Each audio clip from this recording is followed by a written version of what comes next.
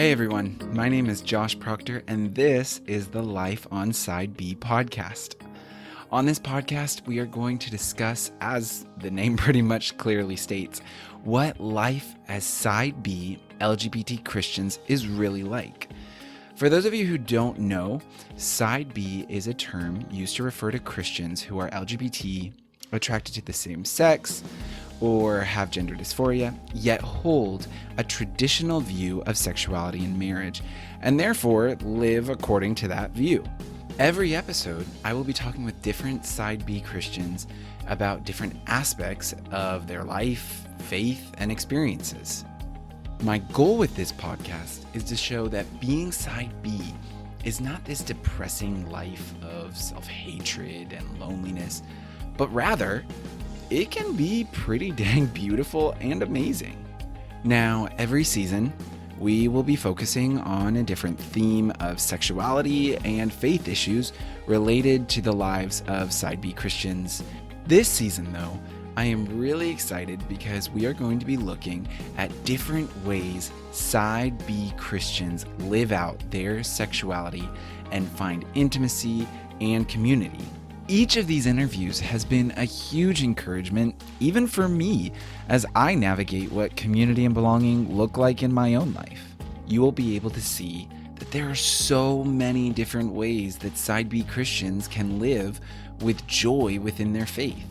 And in that way, I hope it can be an encouragement for you too. So with that, let's head into today's episode.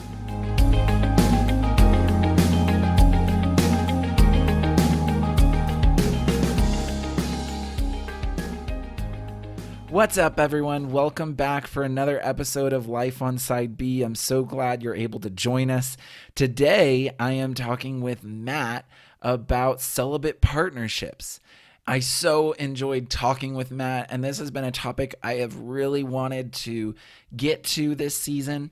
And before we get into the discussion, I wanted to first clarify that not all Side B people agree on celibate partnerships, and that's okay. We don't all have to agree. But it's still important to acknowledge that this is a way that many Side B people have found community in their lives, and therefore it's important to give a voice to those who are in partnerships and seeking partnerships, and how that has been a source of community and a way of strengthening their faith. So I really cannot wait for you to hear from Matt, and I really hope you all enjoy it.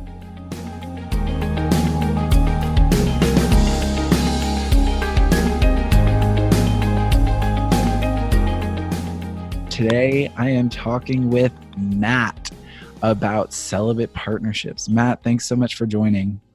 Thanks so much for having me. Yeah. So to start, just so we can get to know you a little bit better, can you just share a little bit about yourself? Sure, yeah. Hi, everybody. My name's Matt. Professionally, I guess you could say that my entire life has been spent in research in one way or another, whether it be corporate or government or more academic kind of focused things, and beyond that as well. But that's work, and nobody likes talking about work. Let's talk about hobbies. Yeah, no, I mean, I'm a voracious reader, and I love sports. Yeah, and that's me. Do you want to know anything else? I don't know. So what are you currently reading? What am I not currently reading? I like you know how you know how these things go. We have so many books, and we read like 3 pages of them at a time, and they just kind of accumulate. Oh my gosh, I feel like you know my soul. Oh my! Well, you know, if you came to my house, it would just be like this explosion of books. You would have to kind of wade through them. No, it's not that bad, actually.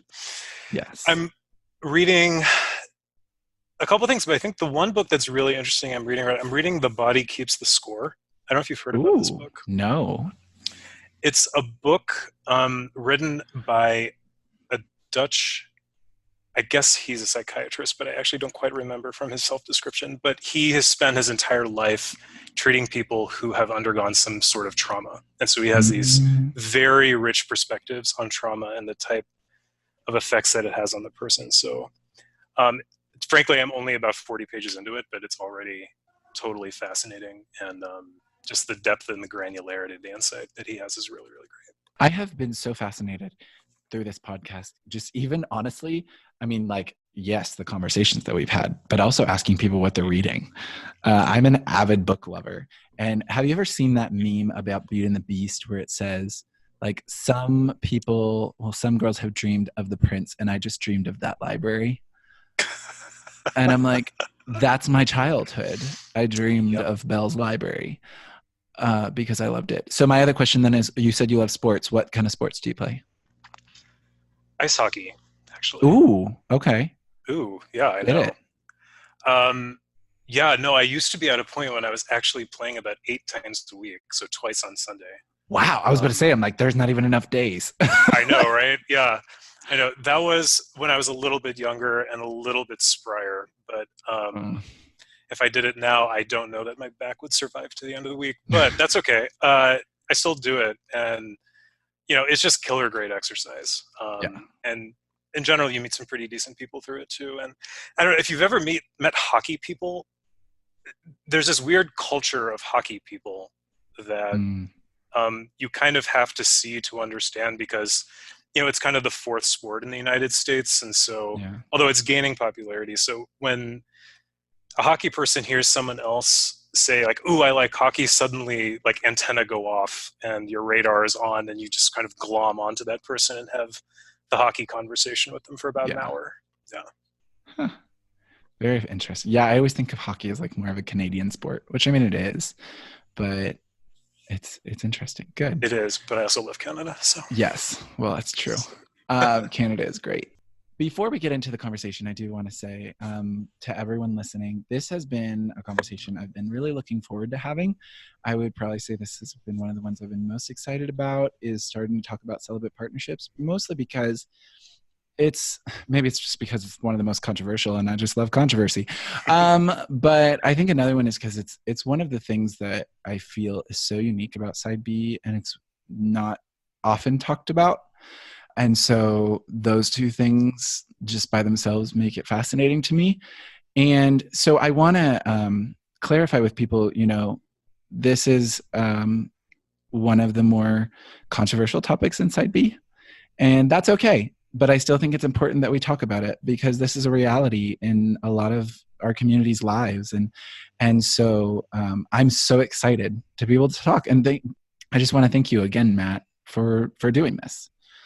no, I mean it's my pleasure. It's obviously a topic that's really important to me, and to be able to share some ideas and I guess join the conversation, it's a good opportunity. Yes. So then to kind of start a little bit, go in depth a little bit more, can you share a little bit about how you identify and how you've gotten to where you are in reconciling your faith and sexuality? Sure, I identify as gay. I do not tend to use any other terms than that. Mm, And there's kind of a long story, I guess, behind why that's the case. I think for the most part, even though obviously I'm not a sexually active person, I still feel that my sexuality plays a very active role in my life. In mm, pretty much any situation that I'm in, you can't really turn off that aspect of yourself as you go through. And some of the other designators that I think, you know, people inside B are asked to use to describe themselves, whether intentionally or not, they kind of have the effect of making that aspect of yourself seem just like this cordoned off thing that you can't really do anything with in your life, even if it's in a totally kind of Christian way. yeah. So yes, that's how I identify, and those are the reasons why primarily. In terms of reconciling my faith, I was baptized in the Catholic Church, but frankly, beyond that, there wasn't really much in the way of religion in my house.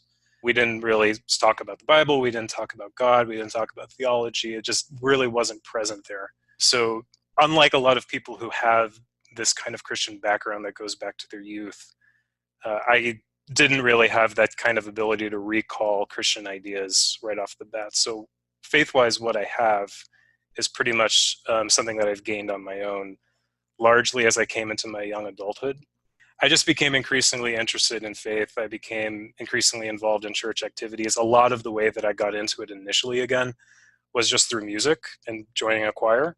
And that just became one real Mm. strong avenue for me to start to learn more about Christianity and its history. And I should say that I am a member of the Catholic Church. Mm. Um, Eventually, as all of that was going on, later on, I realized what my sexuality was.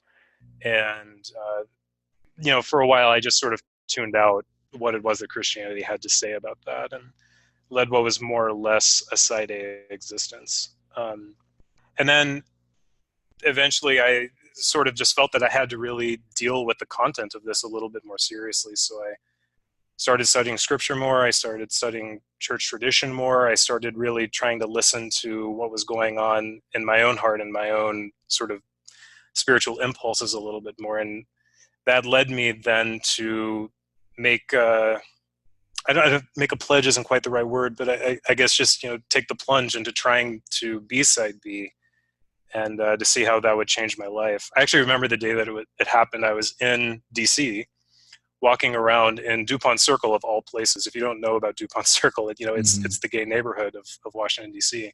Mm-hmm. And I was in the circle itself where a big fountain is, and I was just reading a book outside. It was a Sunday afternoon. I was going to be going to an evening mass, and I just said, I've been thinking about this for so long, thinking it over, thinking it over. Why not just try and B-side B and see if this makes life easier? And frankly, in the moment of doing that, I don't know, just I felt the impulse of the Spirit, and that's really what set me down the side B path, and I've been on it ever since. And I guess the story from that moment to this moment, which probably spans, I don't know, maybe 12 or 13 years by now, uh, is kind of the story of coming full circle. Because it started out with that moment of spiritual impulse. And then it went through this whole phase where I wanted to have a really, really good, rigorous, like naturalistic reason for being side Bs. Try to like make side B communicable to people who have absolutely no interest in religion or God or anything like that. Mm-hmm. And that became a total preoccupation of mine. And I can't say that I didn't benefit from it. There are a lot of ways that it was beneficial, but I realized that at the end of the day, of thinking things through along those lines for so long, that really the best reason for doing this was the first reason I had, which is that um, I felt the impulse of the Spirit. I am following this path sort of as a display of my trust in God. I'm giving myself radically over to God, and that really is the thing that sustains me on it to this day. Um, I guess when I look at Christ in particular, I don't see kind of like Jesus meek and mild, that figure that we Mm-hmm. do see crop up in Christian circles a lot. I see Jesus like the radical message bringer, Yeah. Jesus like the radical proponent of self-sacrifice, and how it is that any particular person's decision to be self-sacrificial can have these ripple effects in the people around them. And I don't know, I take that as kind of the basic idea of my model for pursuing the side B path. I don't know exactly what its effects are more broadly outside of myself, but I guess I trust that there's something going on there. So Yeah. that's the story. That's awesome. I mean, I love being able to talk to someone else who's been side A before becoming side B. And I totally relate to the whole thing of just being kind of moved by the Spirit to give this, a try, like to see what this could be like to be side B. Because Right. that's very similar to what happened to me. And I think so many times Christians think that, like, somehow think that you can argue your way to making someone live as we want, or I don't know, as we live, when Right. really that comes from the Spirit. It comes from an encounter with God, convicted to live in a way that He desires for us to live. And so many times that I talk to people who've gone from side A to side B, like that's been why, because they had an encounter with God saying, like, this is where I'm calling you. This is where I'm leading you to. So thank you for sharing that. Well, no, Um, and the other thing about that too, is like if you are just trying to make it this thought exercise for yourself, then you are turning it into something that you're trying to power through this, right? mhm, Whereas like side B should be about making God your sustainer on this path. yes. It's like, he is what energizes you. He is what motivates you. And I don't know. I mean, I think again, like having the reasons to do it is perfectly good, and I think perfectly necessary in its own way. Mm-hmm. But it's intimacy with God that's ultimately the point. Yes. So true. I mean, I think I've talked about it here on this podcast before of when I've gone through those periods of saying, why am I side B? Why am I side B? And it's ultimately intimacy with God. It's ultimately my relationship with Jesus. Jesus, that's the reason why I Yeah, live as I do. Because if it's not because of Jesus, then no other reason's really going to end up lasting at all. right. So, yes. Yeah. And kind of moving into more directly into celibate partnerships, I guess it would be good to start with the fact that probably many people listening may say, what is a celibate partnership? um, I know for me, before I got into the side B Facebook group, which I think I've mentioned here before, the person who had invited me warned me saying, listen, there's some people that are in celibate partnerships. And me being a person who had been side A and then went side B, I was like, what the hell is that? And they explained it to me and I'm like, that's so weird. I mean, I'm just being honest. That's what I thought. And then as I got to know people who have been in celibate partnerships, it was a new world for me. So how would you, just for those people listening who may not know the term, how would you define a celibate partnership? So there's the simple answer, and then there's kind of the more complex answer to that question. Let's go both. Why Let's go not? both. Okay, we'll start simple, and then we'll get real. Mm-hmm. So the simple answer is that it is two people who have felt, like I mentioned, the impulse of the Spirit to be celibate. Mm-hmm. They want to, in the first place, encourage each other on that path together, and then to build a sort of communal life around that shared conviction. They, the next layer, I think, is that they want to have someone to prioritize in their lives, and it's just because there is that shared conviction and that shared sense of self-sacrifice, which is so profound, that it opens up a space for people who have that shared conviction to prioritize each other in a pretty profound way. And I think that's kind of like the Cliff's Notes version of it. Yeah. The truth of the matter is that I think as I go along in this partnership, I understand less and less really what it is. We kind of went into this together having some vague general shared ideas about what it was. But then as we've gone along, we realized that some of the best kind of definitions that have come our way, or some of the best thoughts about what make a celibate partnership what it is, have only come to us after we've received a question from either friends who are curious about what we're doing, or some other side B person who may be critical about what we're doing, or just people who are saying, here you two guys are doing this thing, and we have no way to make sense of this, and here are our questions. And each time we receive a question like that, it really forces us to kind of sit down and think and say, wow, we actually don't necessarily have the greatest answer for this offhand, so we kind of need to go circle back together and work through that and then get back to you. It's sort of like the celibate partnership is this real thing that we share, but there's a lot about it that we haven't exactly put our finger on yet. And so that outside input has been really, really invaluable to Mm-hmm. help us down that path.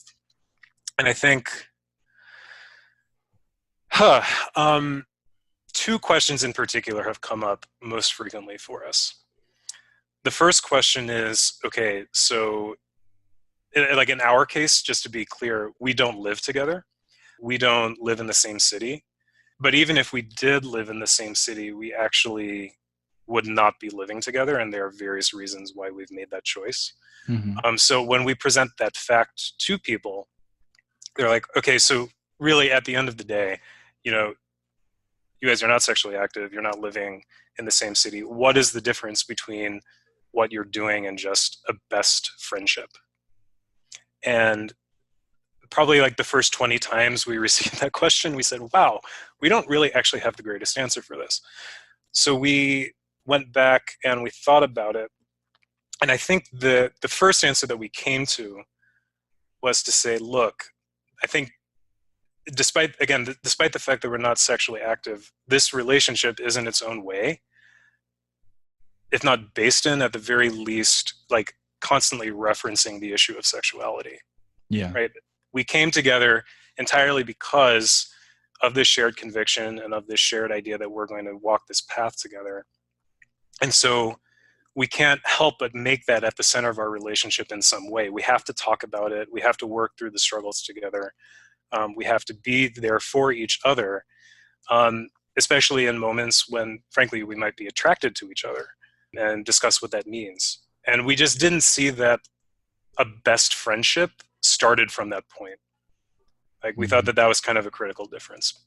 Other people might disagree. I don't know. And then the other question that we got a lot was, okay, so you're talking about priority as being this big idea for a celibate partnership, and that you want to have someone to prioritize over anybody else in your life. And they were saying, well, I can prioritize my best friend over anybody else in my life if I so choose. And in fact, many people say they do prioritize their best friends over anybody else. So what's really the difference between that and you? And so again, we got that, and then we kind of took some time and thought it through. And I guess the answer we came up for that question was that we call it the priority transfer problem. So the idea is that if you're if you're a person who's prioritizing your best friend, say that both of those people find spouses and get married, right? You could transfer that priority that you're giving to your best friend to your spouse really, really easily. Yes. And without there being any difficulty coming up between you. In fact, it would be a moment of congratulation, right?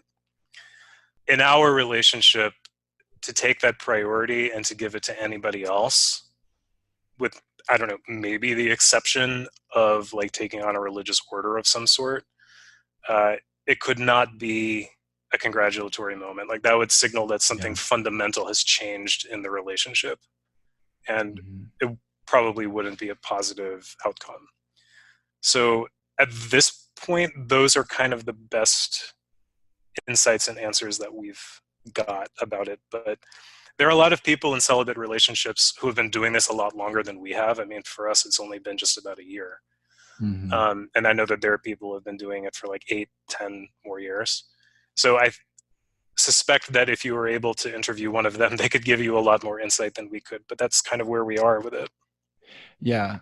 Yeah, no, I mean, that's been one of my things when deciding to talk about celibate partnerships on this season of the podcast, was really kind of going, who do I interview?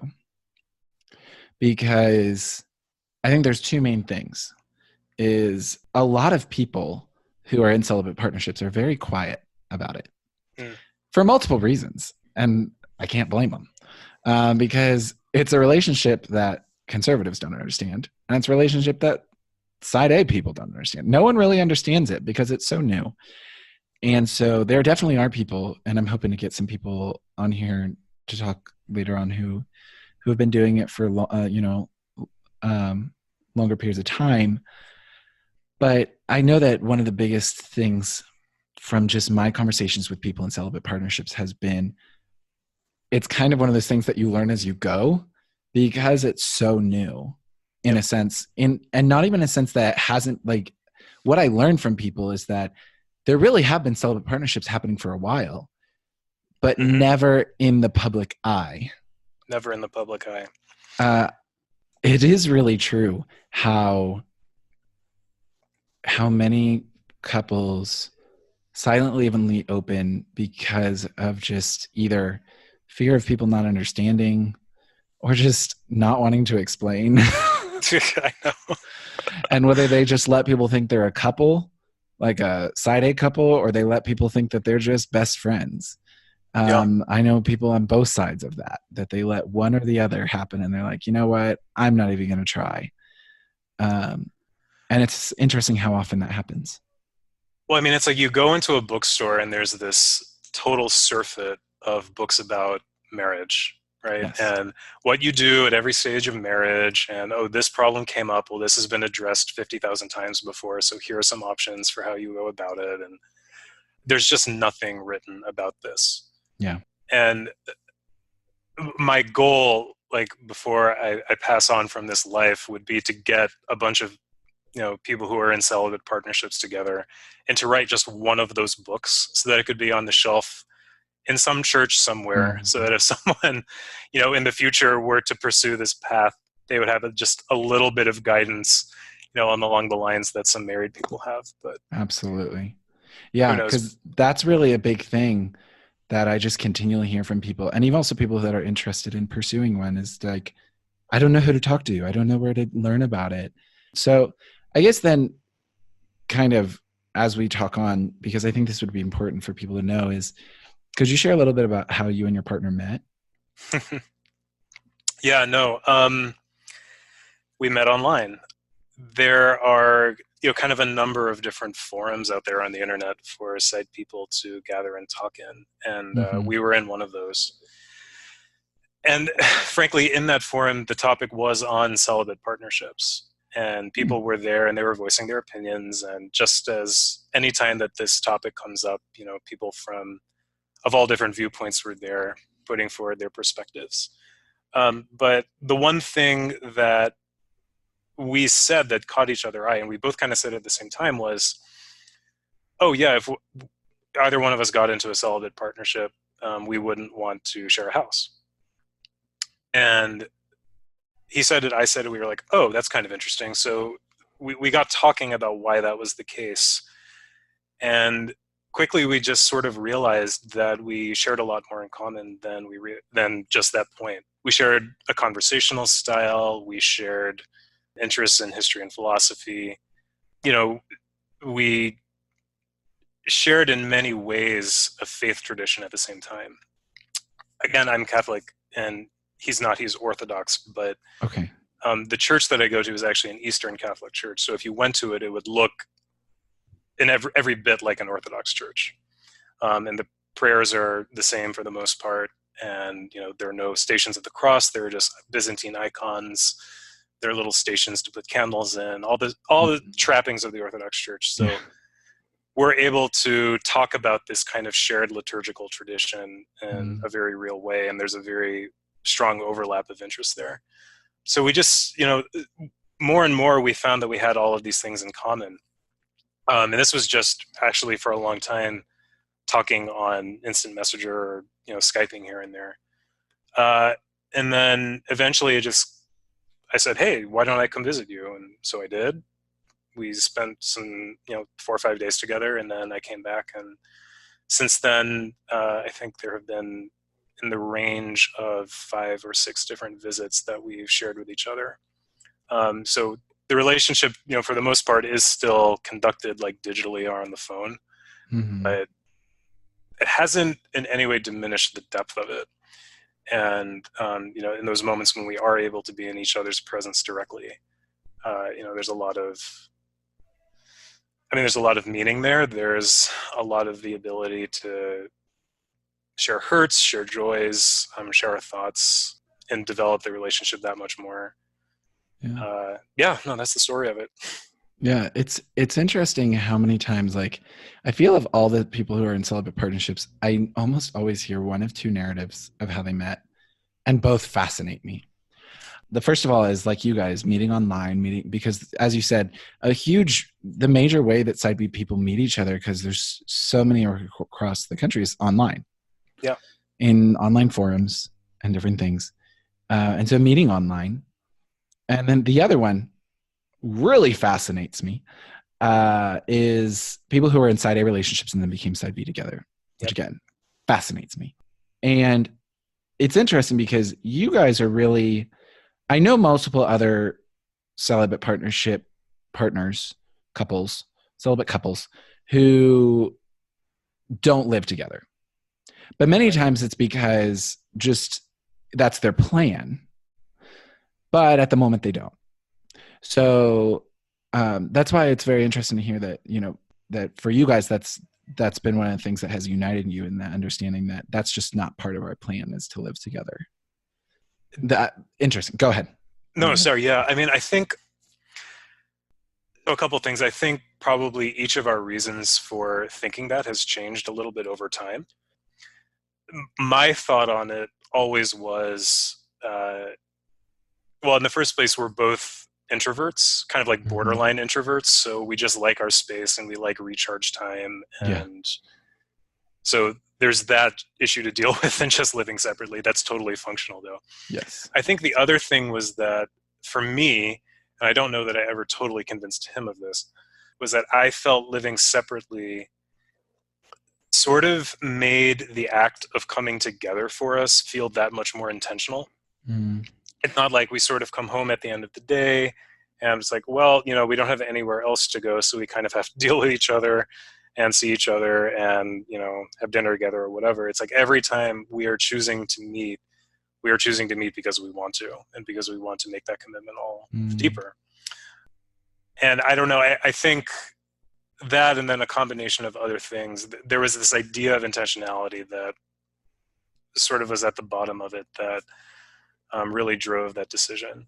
When hearing that you guys had planned not to live together, that kind of brought up another point for me that I think a lot of times people ask about celibate partnerships, because I hear this a lot from people discerning whether a celibate partnership is a possibility for them, Mhm. is how do you figure out boundaries? And for a lot of people, that's a huge thing, obviously. I'm a very sexual person. Obviously, that's a huge thing for multiple side B people. Right. Has that been something that you guys have had to discuss, or has that been a struggle for you guys? Because I know a lot of people looking from the outside, that's almost always the first thing they think about is how do you keep boundaries, especially in the sexual part of things. Has that been something that you guys have had to talk about? How have you talked about? Has that been a struggle? Um, in a word, no. Uh, I don't know that we've really had any huge discussions regarding boundaries up until this point. And I think it kind of goes hand in hand with what I was just talking about earlier with like the definition of the side B partnership that Yeah. we're running with, which is, we're starting from a place where we feel convicted by the Spirit and to live a very, very particular path, and we're building around that. Mm. So like what we do emanates from that basic conviction. A lot of people who want to think of the celibate partnership in terms of, well, where are the boundaries and where do they lie? They're thinking kind of in the opposite direction, right? They're Yeah. starting out from the idea of, well, there's marriage, and that's clearly what everyone wants to do. And so what these people are doing is just marriage without the sex, right? Mm. So they're saying, exactly how close can they get to acting on sexuality, without crossing the line, quote unquote. And we just don't see it that way at all. Mm-hmm. We have always said that if you try to get into a celibate partnership and you think of it in terms of boundaries, like you're going to be making life much more difficult for yourself. Mm. What you have to do is you have to check your motivations, and it always has to be about, I'm here to will the good for this other person. It always has to be about, I'm here to encourage this person in pursuing a relationship with Christ, and I hope to be a vessel for that. It always has to be, in those moments where touch is shared, and touch should be shared by all people, by the way. It's like we are sharing that for the purpose of healing and for the purpose of having a sense of togetherness. So I don't know. I mean, if you have that basic foundation in your heart, the issue of boundaries just never comes up. And if you frame it in terms of boundaries, I just think it's so much less productive. But that's just me. I think you hit on a really good point that a lot of times the issue is that we're always thinking of celibate partnerships as just a marriage without sex. Right. And some people may define their partnership that way. But I think it really comes down to looking at it not as a part, like this is not just a marriage without sex.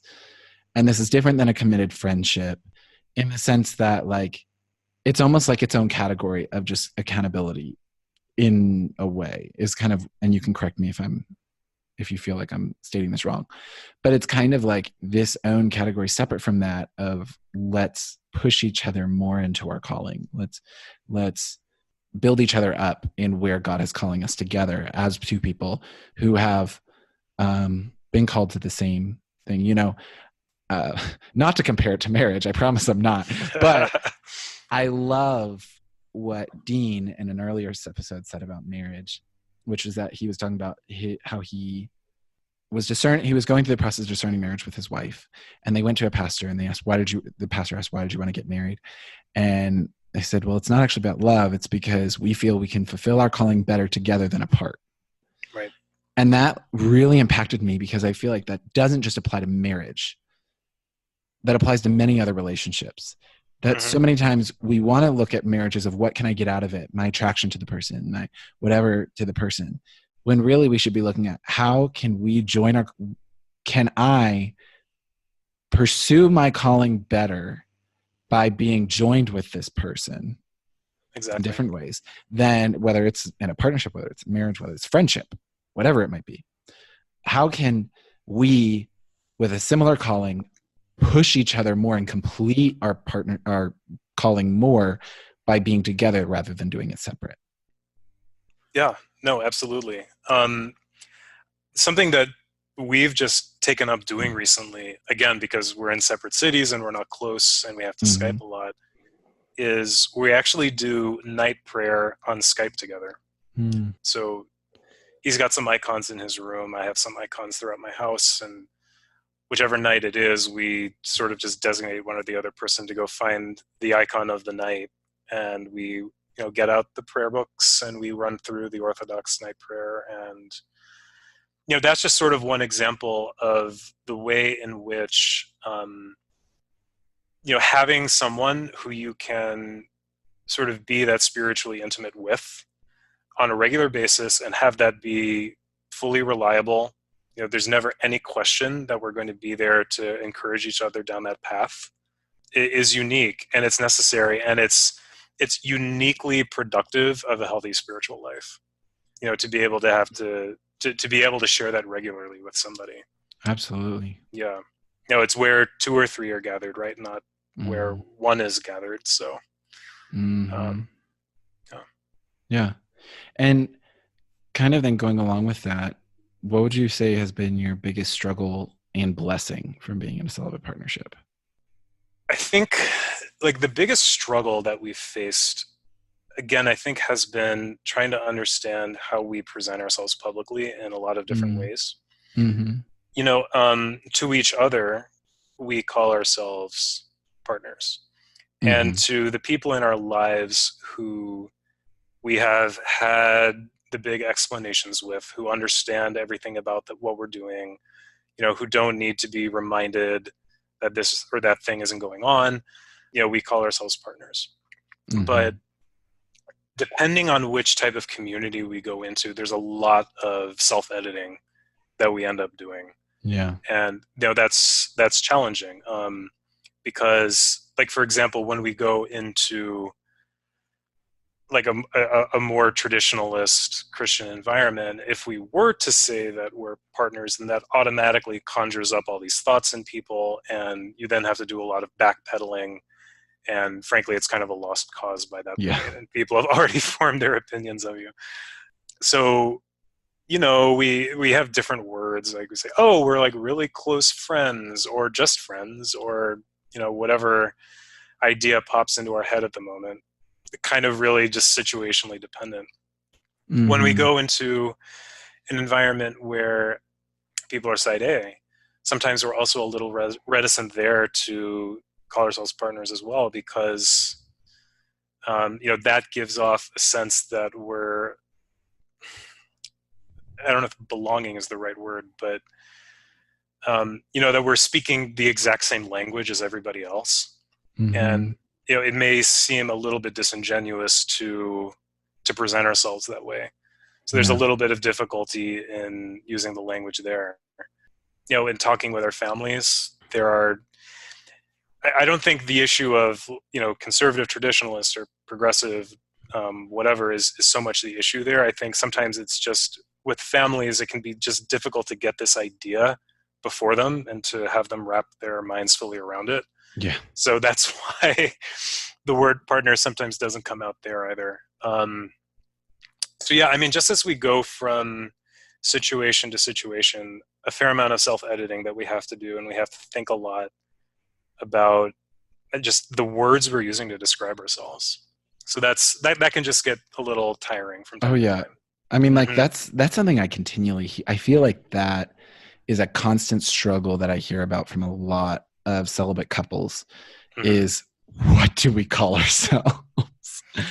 Like, what do I call you and what do you call me? And I think that's that whole thing of this kind of being, in a sense, a new category of relationship that really the other categories that we have in our brain as Westerners doesn't it doesn't really fit any of them perfectly.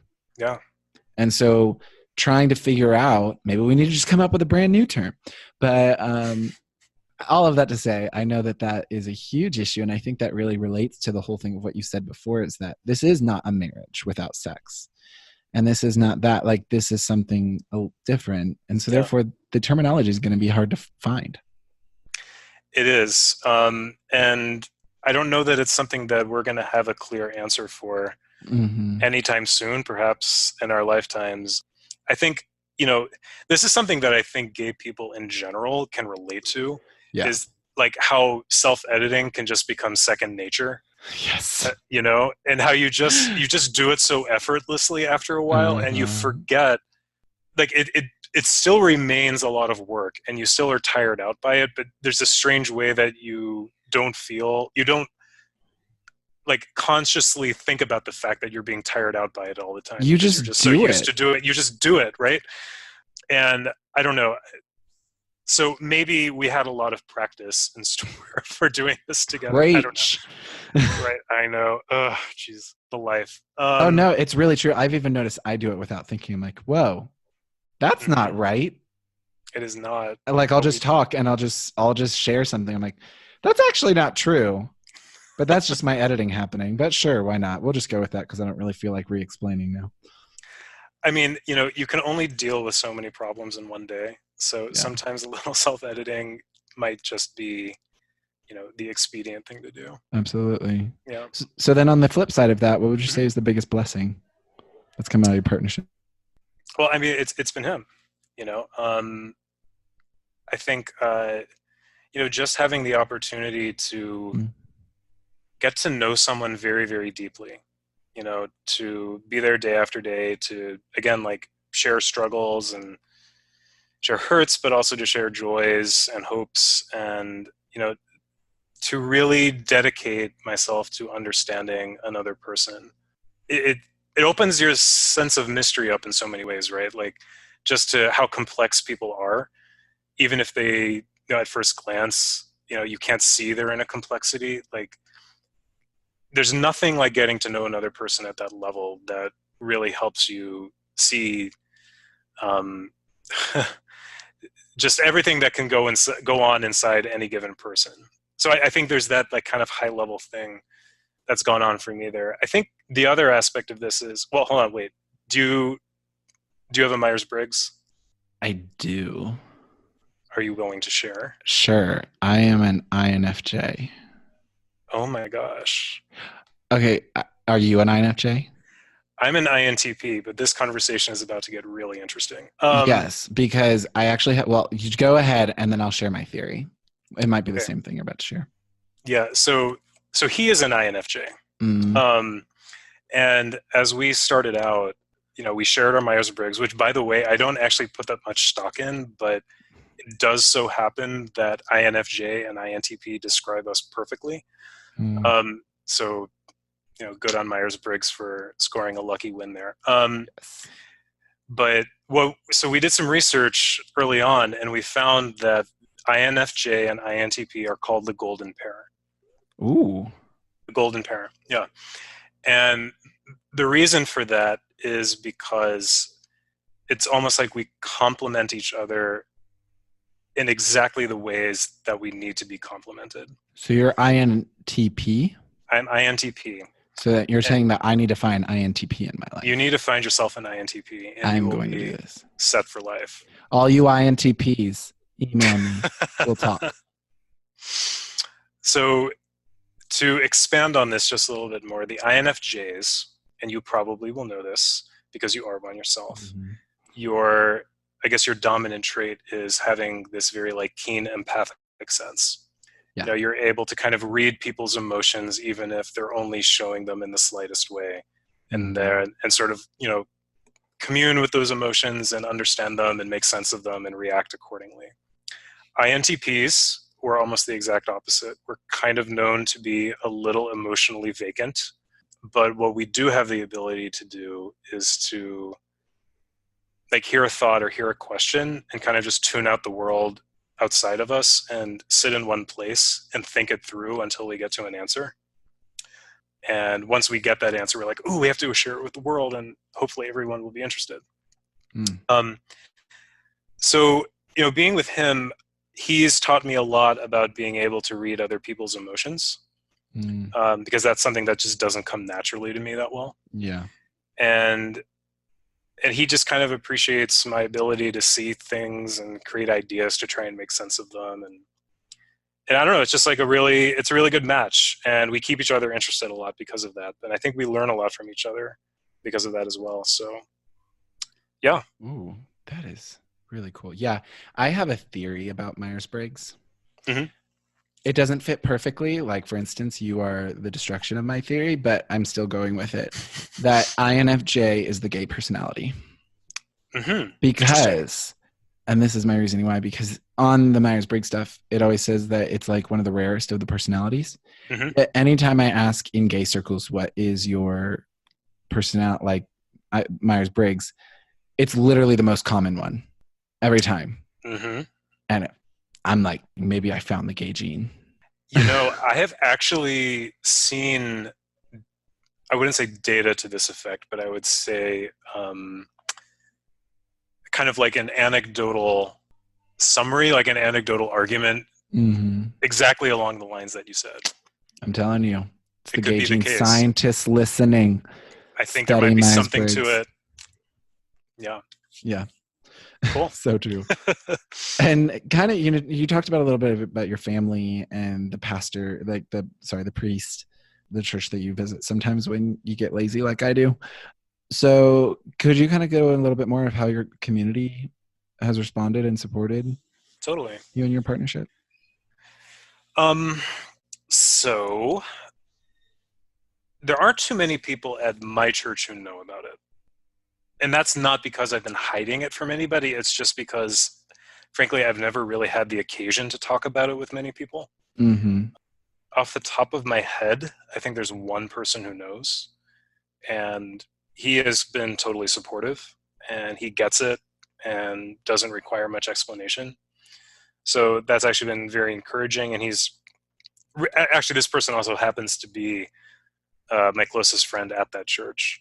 So we usually will go out for lunch after liturgy is done and to have conversation about this, that, and the other thing. And every time the partnership is brought up, he's always interested in hearing more and understanding more. So from that aspect, I haven't had any problem at all. I don't know how other people would react within my church. It is trending on the more traditionalist side of things. And so if I were to tell people at large within the parish, I'm sure there would be some people who would give me kind of a little bit of side eye there.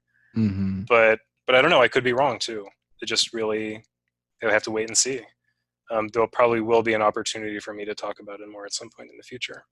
From his end, he has told like a handful of people, either in his parish or in sort of the network of churches that he's affiliated with. And I think at the beginning there was a little bit of difficulty in understanding what was going on, or general concern about where it could go, if it's going to go in a bad direction, whatever the case may be. But actually, all of those people have come around and are now really, really supportive of what we're doing, because they've just, they now are armed with that understanding, and they want to see us succeed. And, there's no questioning anymore. They can be in our presence and there's easy conversations. So I think some people who have a little bit more difficulty with it are the people who actually aren't Christian. Sometimes what we see is that people react as if, well, we really, really don't understand what you guys are doing. Like, you're giving up sex for Jesus, what? And so they see what we're doing and they kind of interpret it as we're being a little self-harmful or something along those lines. So bringing kind of secular friends around to that understanding can be challenging at times. but they're not unsupportive either. Yeah. Yeah. Yeah. I know that that's a huge thing, especially because, as we've already mentioned, a lot of celibate partner couples, live kind of quietly. It Hmm. becomes hard to find support. Hard to Right. find support, not only just the people who are like, accepting, but people who are like, I'm going to walk alongside you, Yeah. and walk with you through this because many people don't have experience with it. And so it takes them time many times to come to a place of understanding. So that's great that in many ways you guys have been able to find some people that have been supportive and have, you know, been able to open up and accept you in that way. And I mean, just having visibility with people on that level is so crucial, Yes. to sustaining the relationship, because Mhm. it allows us to talk with them about it. But another thing is it allows he and I to talk about the fact that we can talk about it with them. And we found that to be very, very important, because it allows us to have the feeling that we're not alone, even when it's just the two of us talking together. And there's a certain type of energy that comes from that that really replenishes you. So Yeah, yeah, that's just been what we found. absolutely. Yeah. And then my next question would be, how would you say your partner and your partnership help point you back to Jesus? We share um, a deep love of tradition, right? Mm-hmm. And everything that has gone into it. And I think, most of the conversations we ever have are about some aspect of that. Who said Yeah. what about the meaning of the resurrection? Who said what about the meaning of the transfiguration? How do different faith traditions understand the Eucharist, and why are we so convicted in understanding it the way that we do? I mean, there are so many different questions that go into understanding the life of Christ and Yeah. what he offered by coming here. And, that's the work of a lifetime in building up that understanding, you know? Mm-hmm. So he and I are constantly reading and we're constantly thinking about these things independently. And we come together and we kind of just review what we've thought over the course of the day. And that enriches us mutually in our faith lives. And that's, again, that is one of the many foundations of what we're doing together. It's the most important foundation of what we're doing together. And so I would just say that always providing each other with new ideas, Mm-hmm. encouraging each other in prayer life, talking about scripture together, you know, loving the reception of the Eucharist and what in our traditions that means. There are just so many ways in which this has brought us to a closer understanding of Christ. Yeah. And most especially in the prayer life, right? Like prayer is the thing that really in the depths of your soul brings you closest to him. Mm-hmm. And so like being able to share that prayer life together, I think especially is really where all of those benefits lie. I think it kind of connects to what you said before of trying to remember how you said it, but I'm not going to probably end up saying it the same way, is that it's really about why are you getting into like if someone is called wanting to be in a partnership or called to be in a partnership, the question is, what are your motivations? What are you, what's drawing you to do that? Because I think so many times people on the outside think that being in a partnership is just about, like you said, how close can I get to the line Mm-hmm. without falling over? But I think that's the wrong question. And if someone is going into a celibate partnership and with that understanding, yeah, it's probably not going to end very well. Maybe. I don't know. I don't know. Maybe well, you know, Right. power to you people.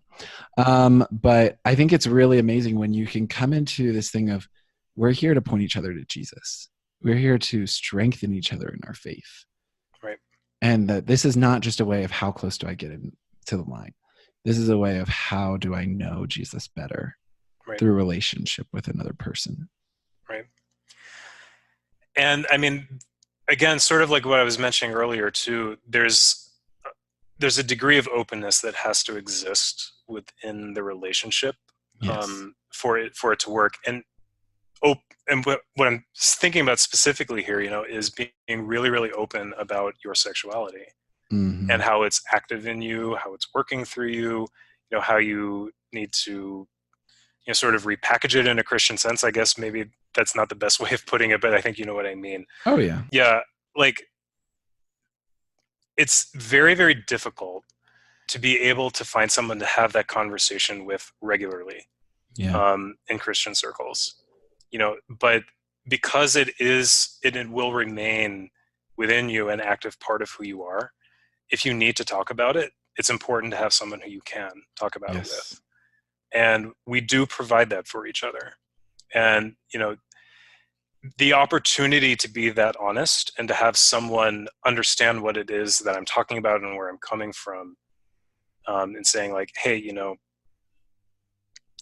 I felt pangs of attraction today and this is how I felt in the wake of it. Or, I'm sort of dealing with this issue of, again, like trying to self-edit or this in this or that circumstance. But in so many ways, just being able to discuss the difficulties and then the joys of it with someone who there is no lag time in understanding, just so important in keeping you on the path. I 100% agree. I joke with people that probably my history of relationships is a history of what not to do in relationships. If you ever want to know what not to do in relationships, look at my life and you will find everything not to do. But I do have to say that I think that one thing I've learned from my history of not to do in relationships has been the importance of honesty and vulnerability. Right.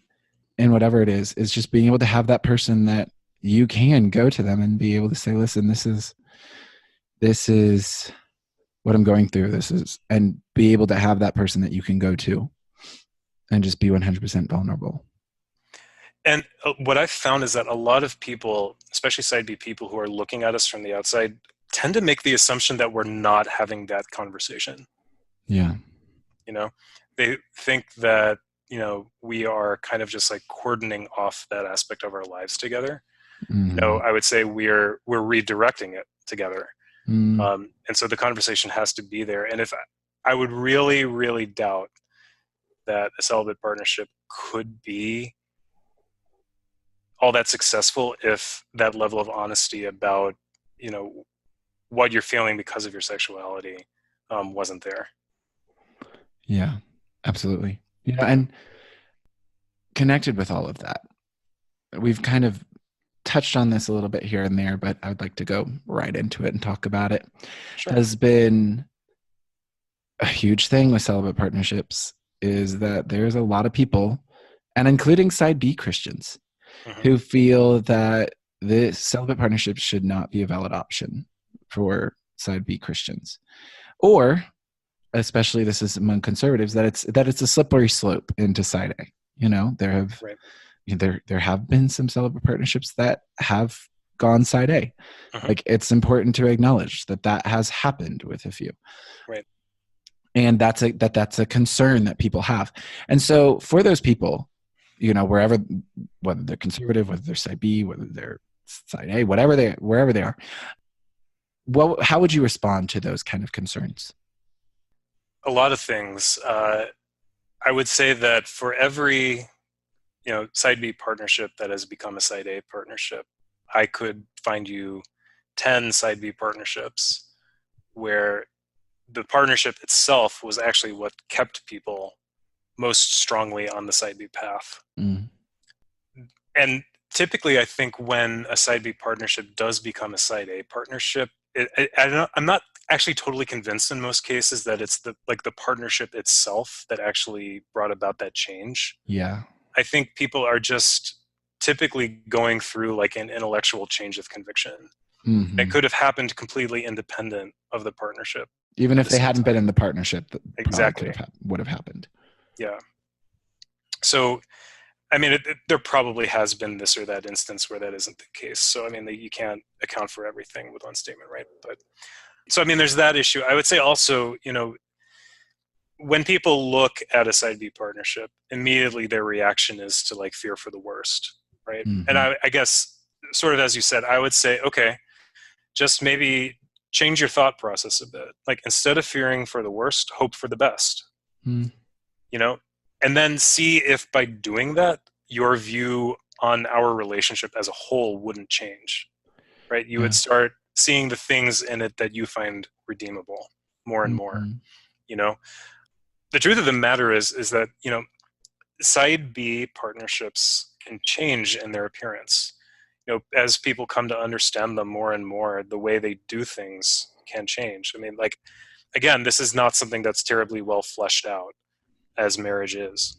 Yeah. You know, so the reason why I say that is because, you know, if there's some aspect of a particular side B partnership out there that you find problematic, or whatever the case may be, it may come to pass that that aspect of the relationship will change with time Yeah. as they come to their own understanding. I mean, that's entirely Mhm. possible too. But I guess the point is, like, try and hope for the best. Try and see that, you know, the motivations that we're acting on and that we're trying to run with and making the relationship work, you know, are genuinely and authentically rooted in a desire to live a good Christian life. Um, and that's really the end of it. Also, keep in mind the point that you mentioned earlier. It's that there are a lot of side B partnerships that were previously side A partnerships, Mhm. right? I know, just thinking off the top of my head, 4 of those. Yeah. Um, and, you know, these are, when you move from a side A partnership into a side B partnership, you know, it's, the relationship still exists. Like, there's still a lot of content there, you know, like, Mhm. aside from the sexual relationship, which isn't present in the relationship anymore, but there's still so much shared history, so much shared knowledge, so much shared spirituality that you just can't get rid of at that point, you know? So, I mean, there's still so much content there to work with. There have been I was shocked as I talked to more celibate partners, couples. As I talked to more celibate couples, I was shocked at realizing how many were originally side A and then became side B together. Mm-hmm. Or in a few cases, one person became side B and the other person was willing to become celibate for that person. It's a whole, you know, all of them are mixed. But it was interesting to me because it really showed how many times couples that come to the churches then decide, you know what, I do believe that being side B is where I'm supposed to be. And I think as gay marriage becomes more common and adoption among gay couples becomes more common, and if you're a church, if you're a pastor and you have a gay couple, side A gay couple who have adopted children, who um, then decide, you know what, we think that we're supposed to become side B and celibate, and you're guiding this couple and you tell them that they need to separate and completely break up their lives and break up their family when they have a child, that child Mm-hmm. is therefore going to grow up in a divided home and will probably grow up to resent you as the person who destroyed their home. And Right. I think that it's going to be a very big issue that churches are going to have to start facing of what do we do when a gay couple comes to our church and actually decides, yeah, we're supposed to become celibate. So what do we do now? And many times those couples end up in celibate partnerships. Right. And I think that this is something that the church needs to start thinking about, looking to the future rather than just holding its feet into the past of how the church has interacted with the LGBT community. And that it's going to become key. It's a key issue and a key option that we need to leave open to LGBT people. Is it messy? Yeah. But what part of life isn't? Like, seriously, at least that's in my perspective. Like, and when I say messy, what I'm talking about is that it doesn't fit into the normal Christian circles of how life is supposed to be, you know? So, like, in I that don't know. case in particular, like, with the people who are coming into the church who are already couples, maybe even have children, and then are looking to become celibate, you know, typically when I hear stories like that, when I hear them written up on the internet, Mm-hmm. the response is like, well, we're going to get them separate rooms in the house, and kind of check in on them every now and then, say, hey, how you doing? Are you still praying together? And that's kind of the extent of like the pastoral care that people get Yeah. at that point, Yeah. right? Literally. So again, it gets back to this whole issue of, there are practical realities that we have to think through about how they fit into the church, right? How does the church steward relationships that have made the commitment to living a traditional sexual ethic that were not previously, but still want to honor those aspects of the relationship that they feel they can still validly carry with them going forward, right? Mm-hmm. And there needs to be a lot more thinking through what that means and how that's integrated into a community life, Yeah. right? So that it's truly pastoral, not just between the couple and then the religious authority in a particular church, but between those two and then the community at large, Mm-hmm. right? So that there's understanding being fostered, and that so everyone's being supported in the way that they need to be supported. Um, Absolutely. I don't have the answer to that. Yeah. That's something that we're all working out Oh, too. yeah. I just think the biggest thing that I sometimes ask of churches and pastors and Christians is to allow people's stories to fit outside your boxes. Because many times, sorry, this, I don't know where this is all coming from, but I'm just going to start sharing it because for some reason this is in my brain. Is, yeah, that we as Christians have to allow that people's stories are not going to always go as we think they need to go. And the way that they see them fulfilling their calling in Christ may not look like what we expected them to. And we have to be okay with that, in the sense of walking still with them and not just leaving them on the side of the road to figure it out on their own. We have to be willing, and also not thinking that we just know better than them and they just need to do what we tell them to do, but be willing to have that open conversation with people that, yeah, your life doesn't look like necessarily what we think Christians' lives normally look like. And that's okay. And we're going to walk with you and we're going to figure out what this looks like together. Right. Because I think that that's what the body of Christ is meant to be, a place where we can walk together with each other and discern what are the way that we are supposed to follow Christ.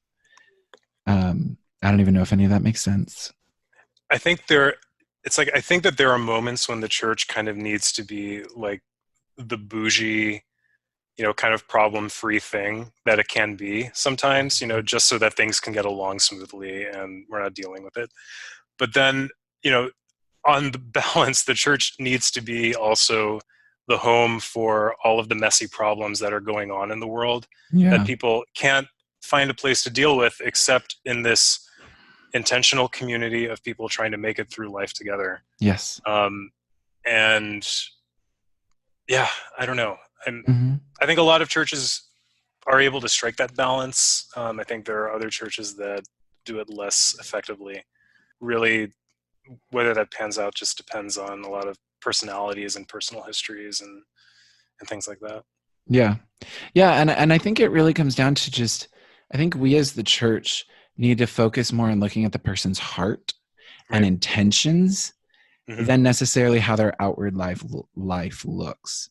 Because I think it's really looking at the people and being like, their intention in their actions. Are they wanting to serve God? Are they doing this with the intention of, I want to serve Jesus better and I want my life to look like a life that glorifies him? And when that is the intention of a person, that is what Jesus seeks for. It's Yeah. not always the life that looks like we think it should look, but it's the heart that says, more than anything, I want to pursue Jesus. And when we can walk alongside people whose that's their desire, I just think that's a beautiful thing, and allowing people to walk in that. Again, not sure if I'm making any sense. No, I um, mean, I think, everyone comes to Christ at a different point in their lives, right? mhm. You know, some people may come with a firmer foundation in Christian history and thought, whatever. Others may come with nothing at all. And so it's going to be kind of a process of change of heart, of understanding a lot of new things, and they shouldn't be discouraged for just being met where they are. We Yeah. need to meet people where they are and help them in the place that they currently are. It's funny, like in the Eastern Catholic Church, when you get baptized, you also automatically then get what would be called in the Western Church confirmation and First Communion at the same time, which doesn't actually happen in the Roman Catholic Church. You get baptism at one point, then kind of a little bit later on, you get First Communion, and then a little bit later on, confirmation comes.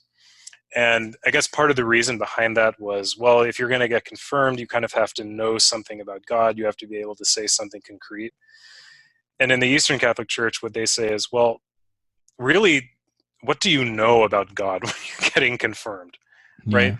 Like, what great understanding have you come to at the age of 15 or 16 that some young person didn't have? So, and that just gets, I just always loved that idea of, meeting people where they are. And here in this case, we're talking about, a newborn, right? Someone who is coming completely raw and fresh to God, and we can do that. And if someone's an adult and they're coming for the first time and we need to meet them where they are, we should meet them in that exact same way. Mm-hmm. So, Absolutely.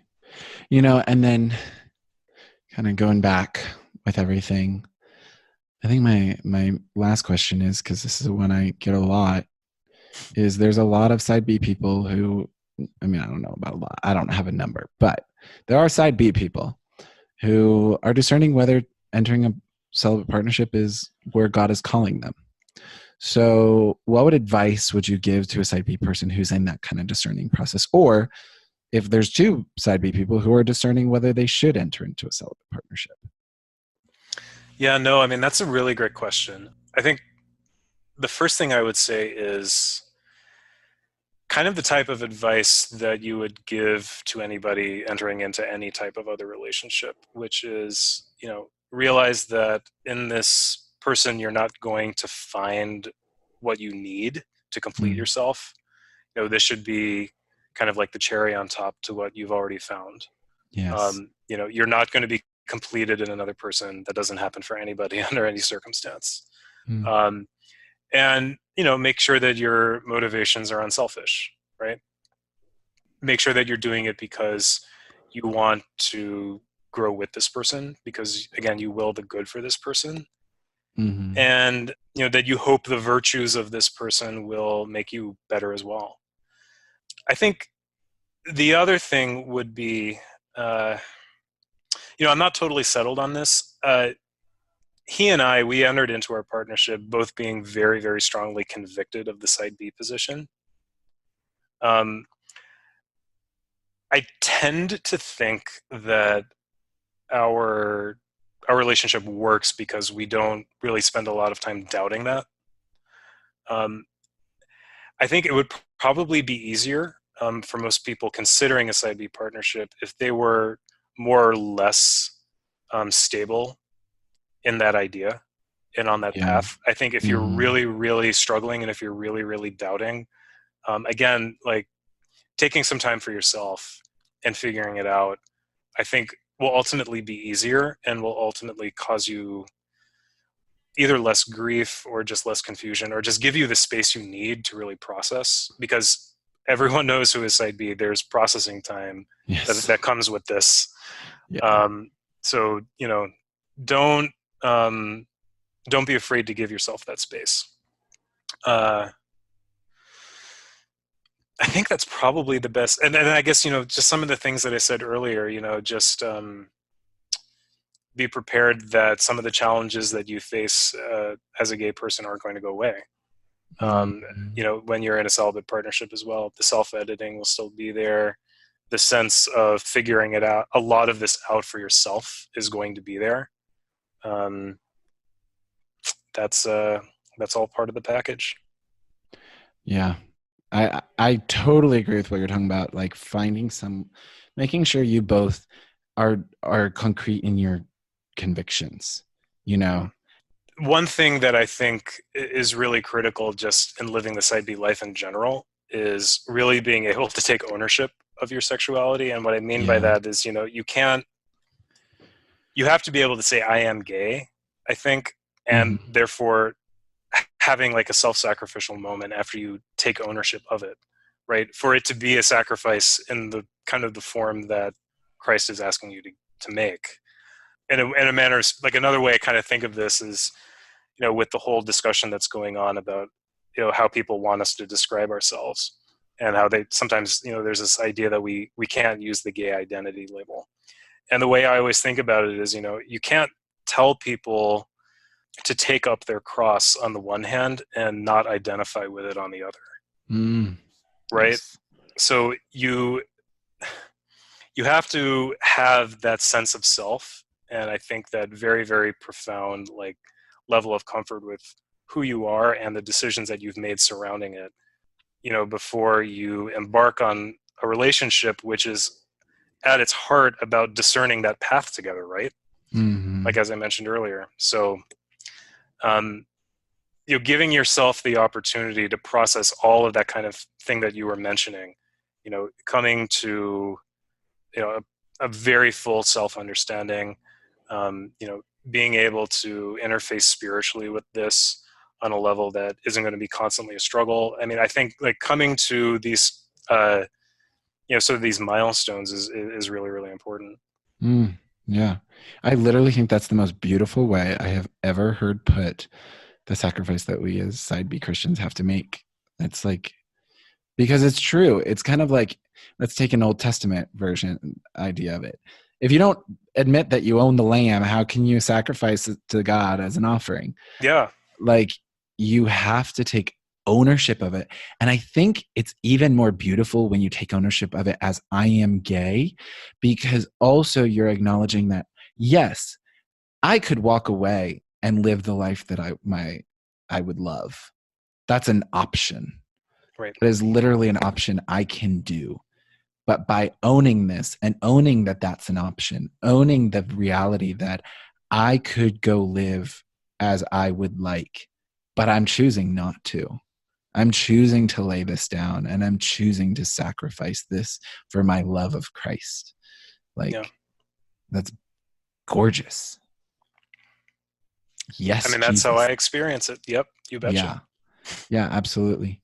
And I think that then you also hit on another point back a little bit ago that I forgot that I wanted to bring up, and I think it hits here too, is that when you have that solidation, that you've already kind of gone through that processing, I really think that when you have two people who've gone through that and then come together, that's why so many times people who are inside B partnerships, then that partnerships help solidify even that confirmation that you've already received. Exactly. That is what then, by saying we as two people who've, yeah, we've committed, like this is going to happen whether we're in a partnership or not, then that partnership also then helps to support your conviction as well. Exactly. Yeah. I completely agree. And, Mm-hmm. when you've come to a point that you've taken ownership of it and you've committed yourself to the path, by that point, you've had a lot of time to think about it, and you've been thinking about it, and you have a lot of ideas about why you're doing it. And, the opportunity to walk that path together with somebody else, you grow a lot because you hear their ideas, they hear your ideas. You're constantly thinking about kind of the intricacies of it. And I think most especially is that there's a lot of thought that goes into kind of like the positive reframing of it, right? That when this whole side B thing approaches people the first time, it's seen as a deprivation, right? And that's why it seems so frankly repulsive to a lot of people. But Mm-hmm. when you're on the path and you think about it more and more, and you're living with the impulse of the Spirit, you find ways to think about it very, very counterintuitively, that become a source of beauty for you. And you find ways of thinking about it that completely reorient your mind to what it is that you're doing. And I think being able to share those sorts of realizations, gives the relationship a certain positive energy that it needs. Yes, absolutely. Yeah. I want to thank you so much for being on and talking about this. I think this has been a much needed conversation. It's my pleasure. I hope that I said something useful. Yes, you did. Hopefully, I didn't say something blasphemous. So that's more of my concern.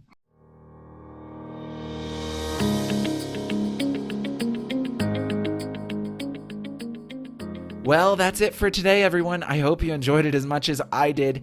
And stay tuned next week as we continue this conversation on celibate partnerships with Max. It's going to be a great episode. You will not want to miss it. Also, remember, we're nearing the end of this season, so if you haven't gotten in your questions for the question and answer episode, go ahead and send those in. Can't wait to hear from you guys. Hope you guys have a great week.